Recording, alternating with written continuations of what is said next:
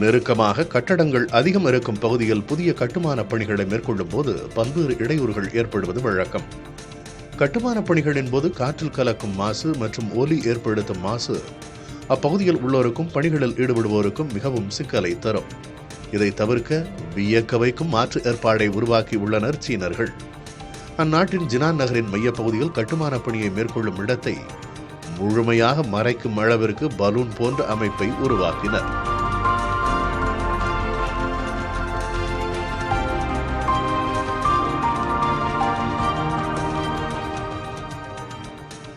காண்பதற்கு மிகப்பெரிய குவிமாடம் போல காட்சி தரும் இந்த பலூன் 50 மீட்டர் உயரம் மற்றும் 20,000 மீட்டர் பரப்பளவை கொண்டது.